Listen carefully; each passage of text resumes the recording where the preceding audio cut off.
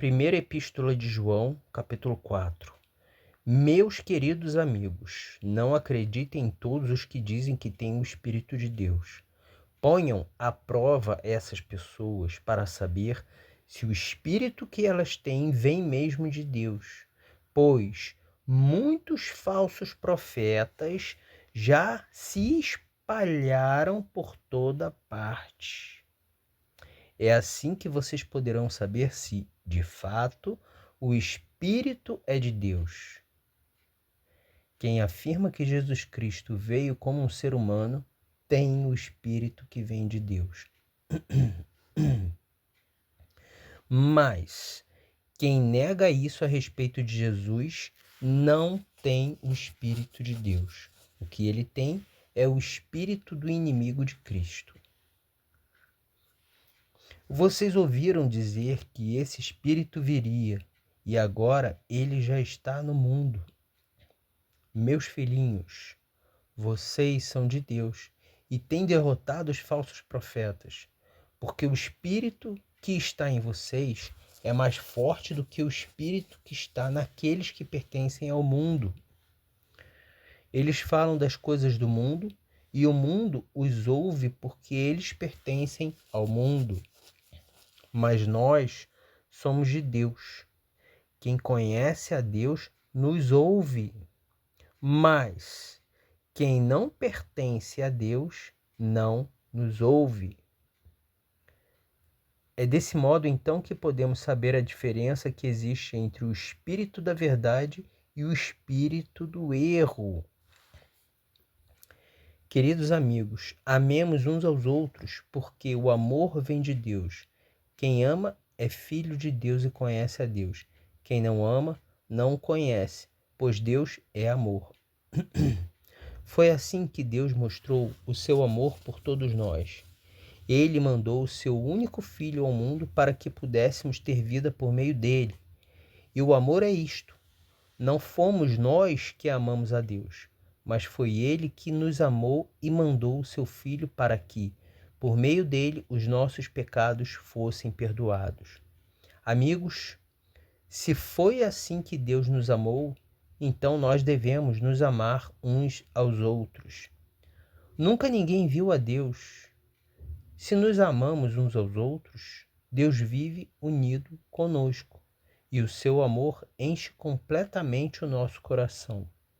A razão por que podemos ter a certeza de que vivemos unidos com Deus e de que Ele vive unido conosco é esta: Ele nos deu o seu Espírito.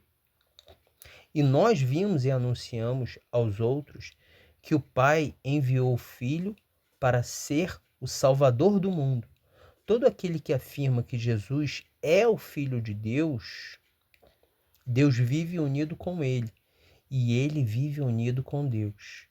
E nós mesmos conhecemos o amor que Deus tem por nós e cremos nesse amor.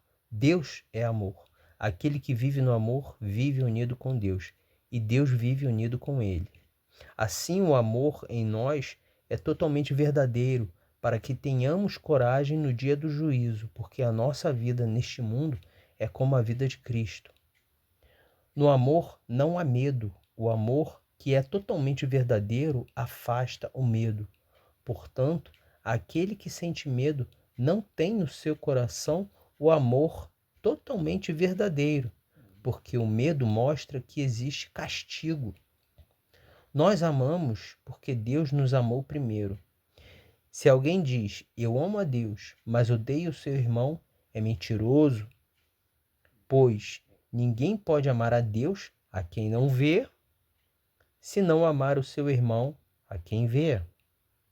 O mandamento que Cristo nos deu é este: quem ama a Deus, que ame também o seu irmão. Bom, o amor aqui que o apóstolo João se refere impulsionado pelo Espírito Santo, não é o amor das paixões desse mundo, o amor entre um homem e uma mulher, o amor de um filho para uma mãe ou de uma mãe para o seu filho. Não. Esse amor aqui é muito mais profundo e mais sublime do que a gente possa imaginar. Imagina quando Deus pediu a Abraão que entregasse o seu filho, e Abraão, mesmo com medo, entregou o seu filho. Com medo, de certa forma, porque no fundo ele sabia que Deus poderia ressuscitar Isaac. Mas, como pai, fazer aquilo que Deus pediu a ele para fazer, sacrificar o próprio filho, não foi fácil. Então ele sentiu na pele, ele teve medo, dúvida, mas ele foi em frente a si mesmo, porque a fé nele falou mais alto do que qualquer outro sentimento. Isso é amar, é você viver pela fé, mas a fé em Cristo, sabendo que Ele veio, Ele é o Messias, Ele veio porque Deus o enviou, assim como Abraão fez de entregar o seu próprio filho, Deus também fez a mesma coisa. Ele entregou o seu único filho, que era um ser celestial, para vir em carne humana, para sofrer o que ele sofreu, para que nós tivéssemos a oportunidade de entrar no Santo dos Santos sem, sem que a gente precisasse sacrificar animais para isso, como era no Velho Testamento. Então ele correu o risco do seu filho, por exemplo, cometer um pecado e ficar preso na terra, no inferno, e todos nós ficarmos sem salvação. Mas ele entregou o seu filho. E o pior, ele entregou o seu filho para morrer naquela cruz, apanhando do jeito que ele apanhou, levando murro na cara, sendo cuspido, sendo humilhado. E Deus viu toda aquela cena. Imagina o coração de um pai vendo o filho na situação que Cristo passou, sabendo que ele precisava passar por aquilo para que nós tivéssemos acesso à salvação hoje. Não foi fácil. O coração de Deus ficou em pedaços. Você que é mãe, você que é pai, imagina você ver o seu filho sofrendo. Pois é, Deus ele viu o filho dele sofrendo injustamente. Jesus não merecia aquela cruz. Aquela cruz, eu e você merecíamos ela. Ele não. Mas Deus entregou o seu filho para que passasse por tudo aquilo, para que nós tivéssemos a oportunidade de hoje, em nome de Jesus, entrarmos na presença dele e em nome de Jesus tivéssemos a oportunidade de ter a nossa alma salva. Isso é amor.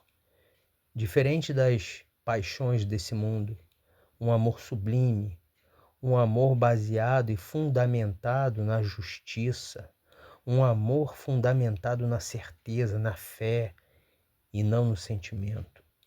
Porque o sentimento de Deus, se Deus fosse agir pelo sentimento dele, ele teria mandado enviado anjos para tirar Jesus daquela cruz imediatamente. Deus não teria permitido Jesus passar por tudo aquilo que ele passou. Mas imagina o coração de Deus vendo o filho dele sendo humilhado, sendo moído naquela cruz, apanhando, sendo chicoteado, sangrando, sentindo dor. E o pior não foi a dor física, foi a dor da alma, no momento em que o pecado do mundo inteiro parou sobre Jesus Cristo e ele ficou preto. Deus não pôde nem olhar para ele, Deus virou o rosto. Foi quando Jesus falou: Deus meu, por que me abandonaste? Porque naquele momento Jesus sentiu a separação do Pai.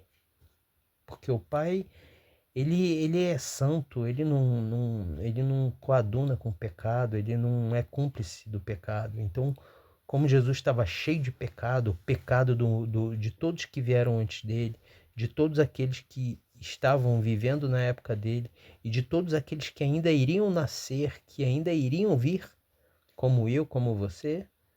Então Deus ele não aguentou olhar para Jesus, ele virou o rosto. Naquele momento Jesus sentiu a separação, que ele nunca havia se separado de Deus, nunca. Então imagina o sofrimento que Jesus passou, que Deus passou, para que nós tivéssemos acesso a ele, para que nós tivéssemos hoje a salvação. Então, o amor de Deus é baseado na justiça e não no sentimento.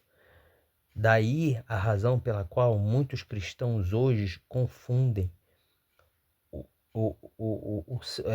a fé sentimental com a fé espiritual, a fé baseada na justiça. Aqueles que não conseguem discernir isso, infelizmente,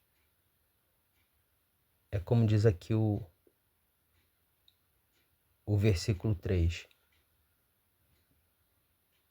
São pessoas que pertencem ao espírito do inimigo de Cristo.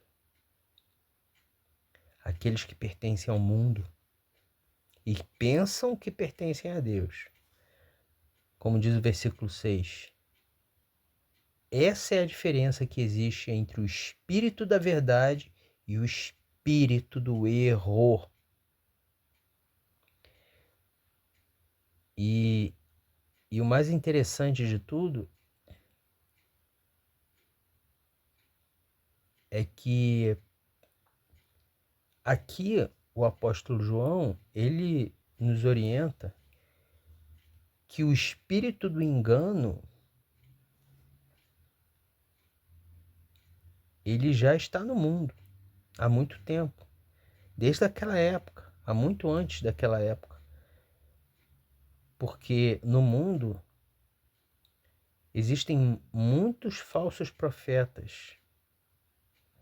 Então, meu amigo, minha amiga, você que é sentimental, você é uma presa fácil para o diabo. Muitos que hoje se dizem evangélicos, crente, aí tem vários nomes, né? Infelizmente,